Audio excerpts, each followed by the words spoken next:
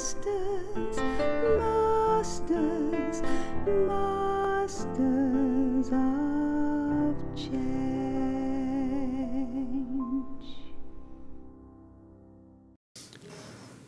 Welcome to Masters of Change. My name is Kim Cunio and I'm the Head of Music at the Australian National University. And it's my great joy to be having a series of spiritual discussions with Charlie Hogg. Charlie is the Director of the Brahma Kumaris here in Australia. Welcome again, Charlie. Yes, Kim, great to be with you again.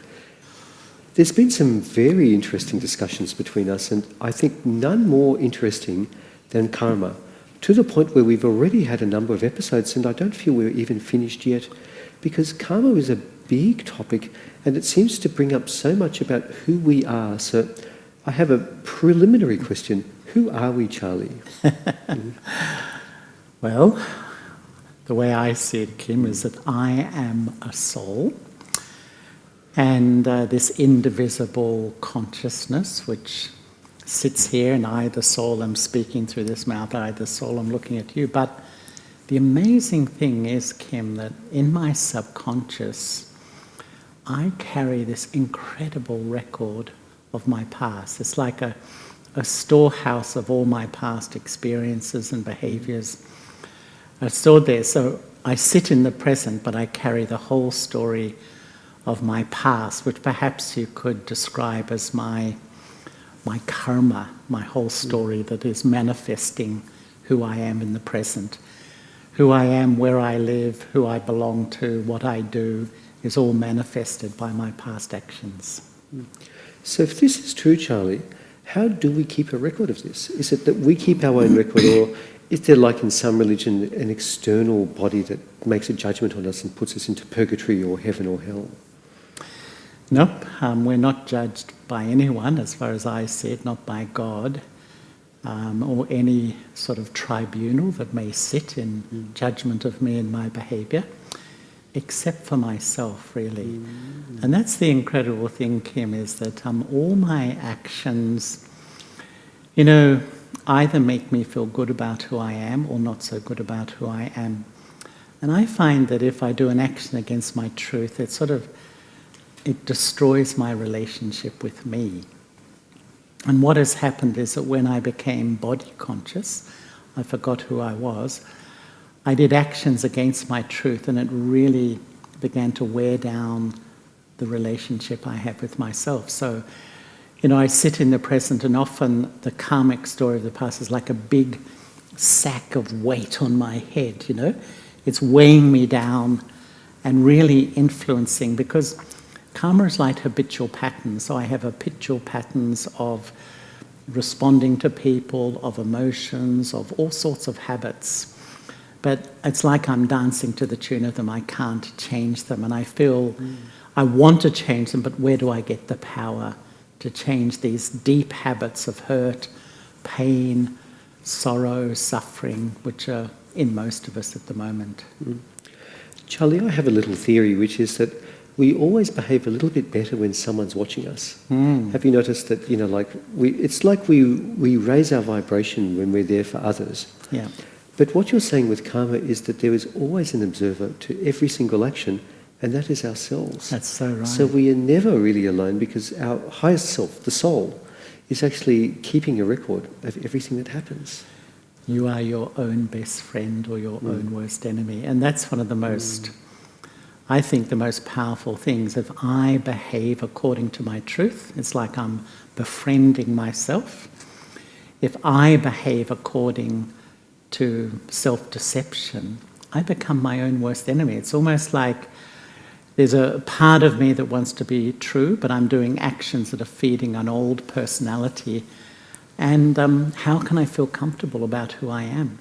And this is why I think there's an epidemic of lack of self-respect in our world, because I know I can be better, but I observe myself behaving against my truth. And really deep down, I don't like myself. And unfortunately, sometimes I can hate myself. So really what you're saying is, not only do we have to behave better, we have to be able to forgive ourselves for when we do get it wrong. Absolutely, Kim. And it's an extraordinary relationship, isn't it, that I have with myself. Like you were saying, I am watching myself and I'm judging myself constantly. Even though we hate it when other people may judge us, but actually we're constantly judging ourselves.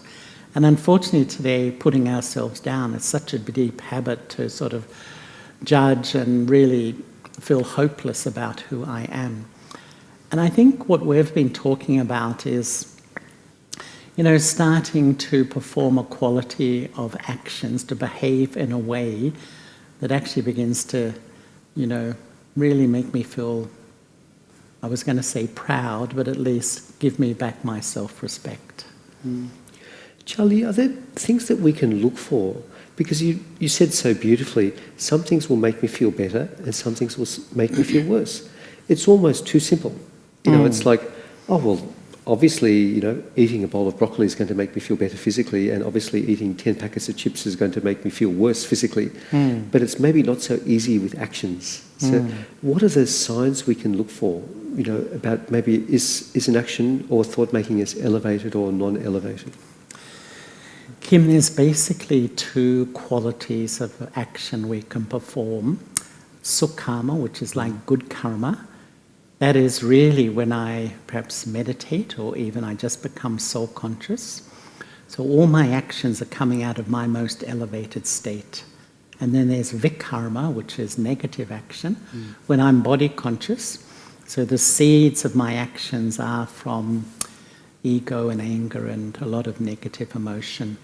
And so really it's a very clear distinction, and hence why we meditate, because it raises my consciousness and my actions start to flow out of that elevated consciousness. So to really do this, it sounds like either we can just sort of hope for the best, which is, here I am in a new day, I'm going to do my very best, I might get it right or I might get it wrong, but maybe there's some practices I can do to make that easier. And I wanted to ask you, what are some of the things that you do in your life to enable elevated actions?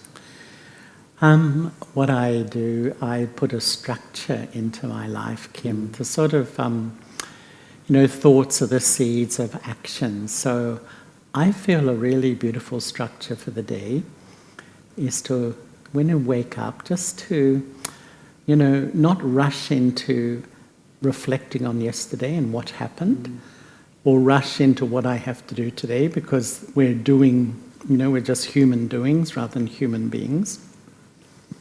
But really sit quietly, connect with God, fill the consciousness with elevated thoughts and feelings, and then step into my day. And then if during the day something happens, rather than my mind going into overdrive, analysing and processing, stop for even a few minutes and revisit my soul-conscious state and try to go back to that place that we know is the spring of elevated action. So it's like I'm monitoring myself constantly throughout the day to maintain that elevated state.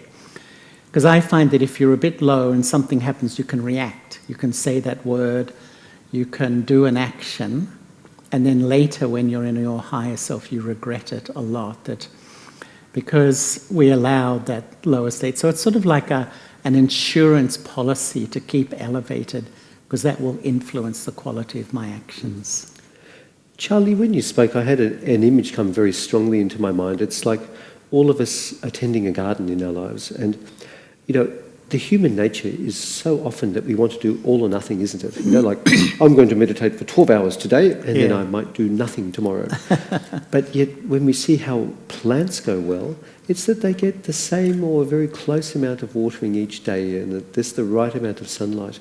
So it seems like what you're saying to us is it's that sense of a regular, stable spiritual life that we need to manifest. And then we can start to really intervene in the karmic accounts we're making. Would that be a nice way to describe it? Kim, I think we're at a time where a lot of people really want to grow spiritually. But, all my priorities are external. And I leave myself last. So I never get into a regular mode of meditation. And I find that when I have a regular a regular practice of meditation and perhaps spiritual study every day, it's like it's that regular sun or water for the plant that will keep you growing. And, this is the story of the hare and the tortoise, It's a spiritual story, and really I've seen it so many times on my journey. Some people, a big issue comes in their life, they become a hare. They do the 12 hours meditation a day for a few weeks, and then they go back to nothing. The tortoises do that little bit every single day for year in, year out. And what I've seen is their whole face transforms. A joy comes in their face and a peace, like that, that beautiful energy of contentment where you just see a beautiful fragrance comes on their face. And this is what I recommend when people ever ask me these days. Seeing our world, it's absolute investment in your future to be regular in your practice. And that means sometimes you may sit to meditate and not much happens. And then some people think, I'm not sure this is working. It'll go through different phases, but once you get into a regular mode, you will educate yourself how to experience, how to enjoy it, and you'll really see yourself getting stronger and stronger. I think this is very inspiring, Charlie, because it says to us that we don't have to be perfect all the time, but it's about making constant effort. Yeah. So if we're to say that we want to, at the end of our lives, not have this, we will all see some version of our lives at the end. If we want to see a good life, we have to make these constant small investments to make that life good. And we need to, I think, find a way to short-circuit the bits that don't work.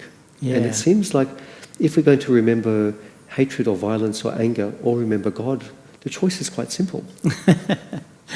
It's so true, Kim. And when you were saying that, I was thinking that sometimes for a career, if I have my own business, I will be regular every day, year in, year out, to open the shop and be there present because it's my income. If I think of this as my spiritual income, and this is more permanent, the shop will be for a temporary income for this life, but it's a permanent way of really investing in my future. Well, I think this is very inspiring. So all that I wanted to say to us is, I would like us to take 1 minute time out. Could you just really bring the soul consciousness into our conversation just for 1 minute and then we'll resume.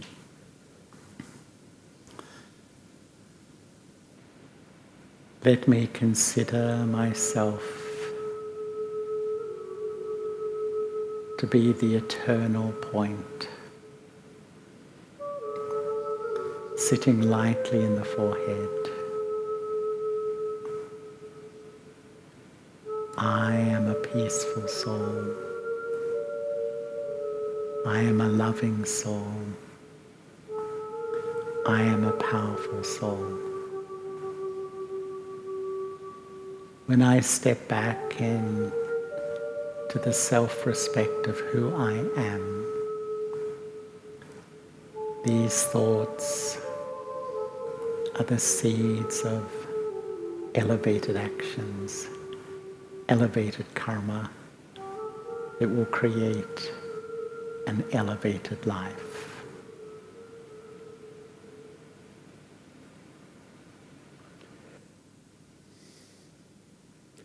Charlie, that's so simple.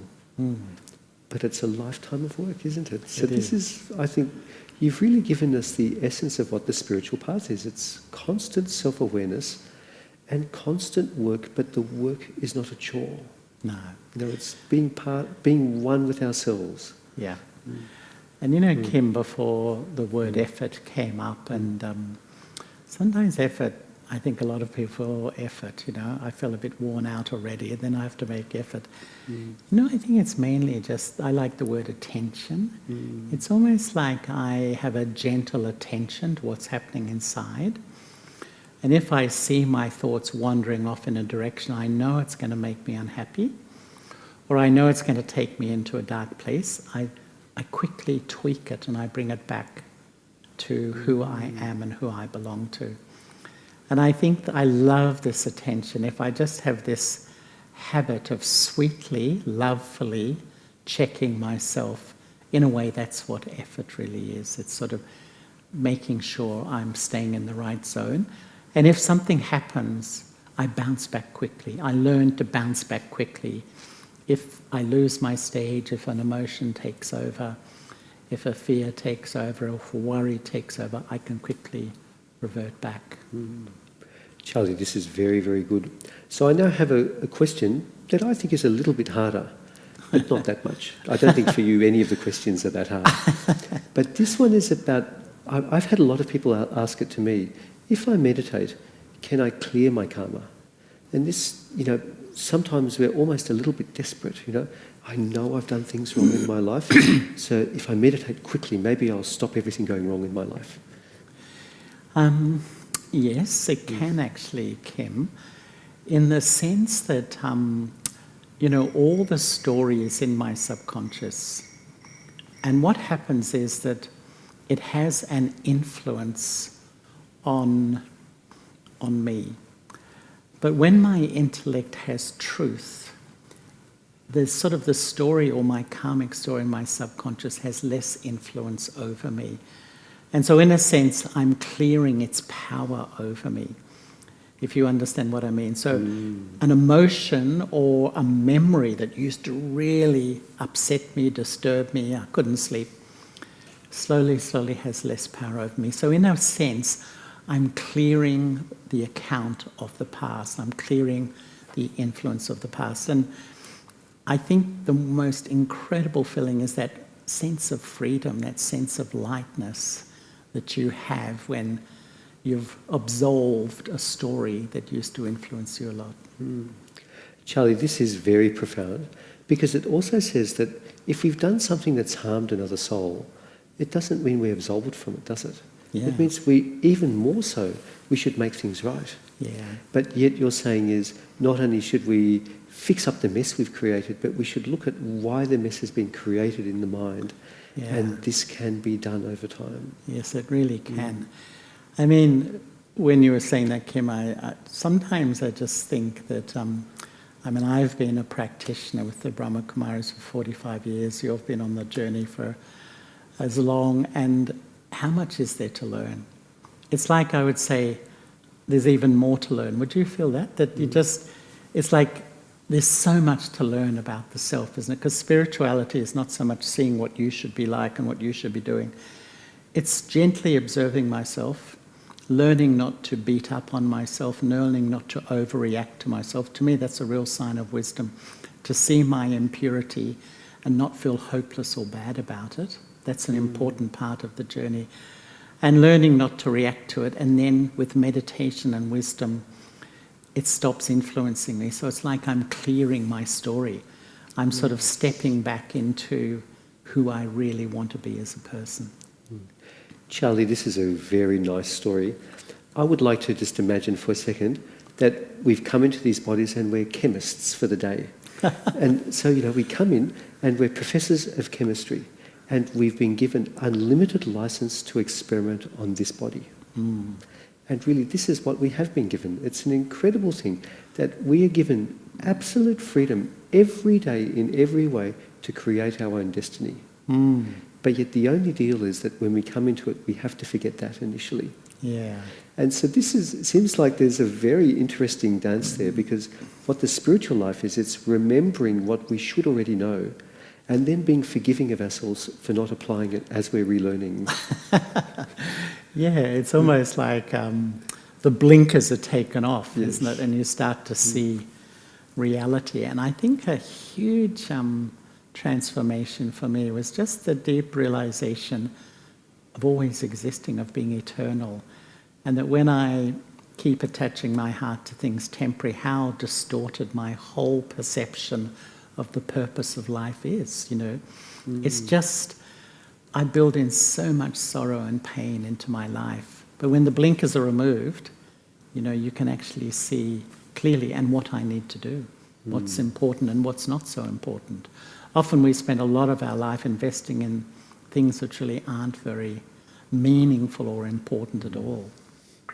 So, Charlie, the follow-on question is, just say we are meditating a bit and we're having some practice, but I'm still creating karmic accounts, and we all will.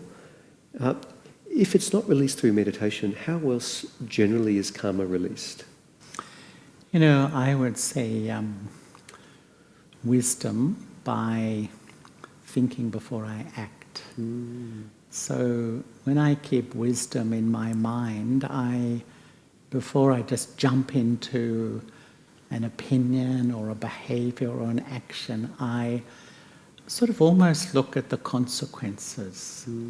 Because sometimes, there's a rush of blood to just say or do without really thinking through the consequences. And I think wisdom is really to reflect on the consequences of certain outlooks, certain behaviors, certain attitudes. And that makes you correct yourself in the present rather than performing the action and later regretting the result of the action. Charlie, I want to thank you for that answer, because I think it really does clarify things. It's like a higher order function, and this is the great thing of being human, isn't it? It is. We have this ability to predict, to some extent, the future. Yeah. It's like, if I do something that hurts someone else, I will probably get hurt. Yeah, that's... And and then we can really take it from there. So I want to ask you, it's that time of our sessions where instead of just talking and thinking, we do and be. So I'd like to ask you to take us into that being stage.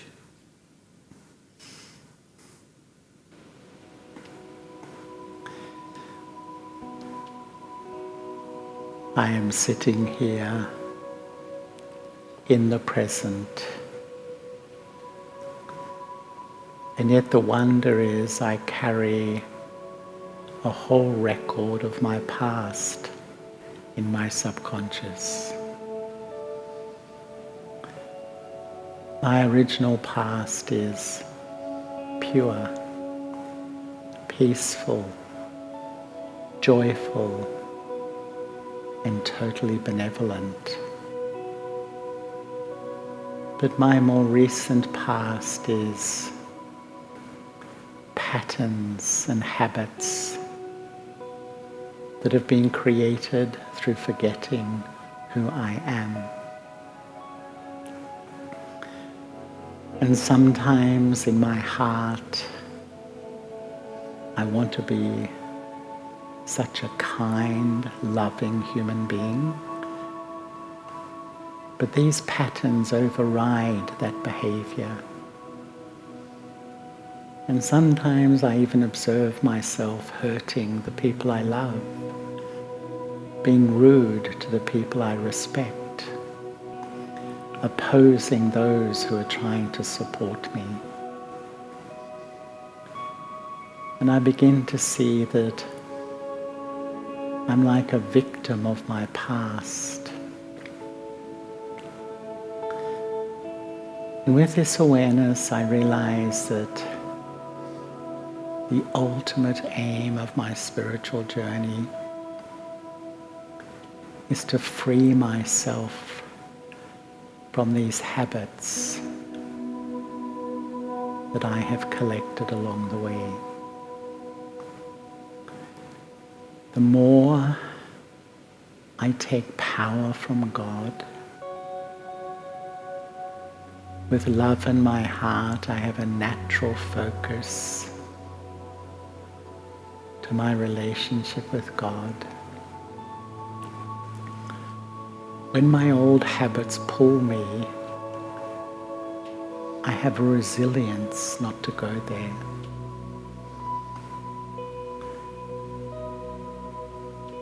And then they start to have less and less influence over me.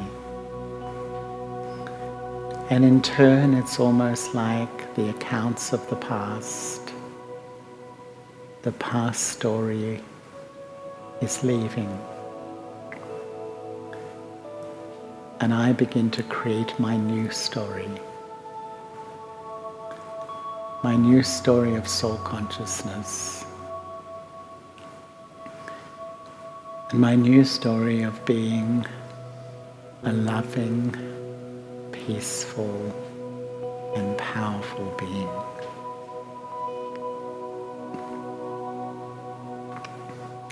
In this story of change, never be afraid of the power of my own habits and tendencies. They can come with so much force that I can bow down in front of them and feel hopeless or even give up. But because of this sweet relationship with the divine, I have the courage to face and continue.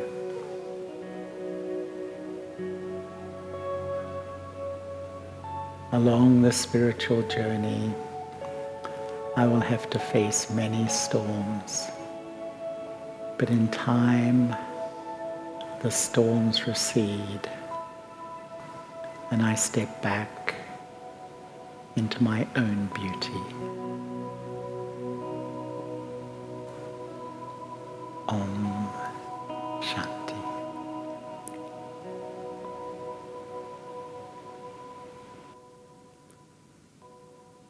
Dear friends, we've slowed down again with Charlie. We've had the chance to really think about what it is to be on this earth. Do we want to be the reactive person, processing and going into our minds and saying this should be this way or that way? Or do we have the courage to look for our true nature and deepen our relationship with God? Charlie has said, all of us have the same power and capacity and flexibility to remake this relationship with God. Isn't that exciting? That all of us can, through meditation and through a simple spiritual life, clear the karmic accounts we have created little by little. For that message, Charlie, and for so many others, thank you for the bottom of my heart. Thank you, Kim. Wonderful. Thank you.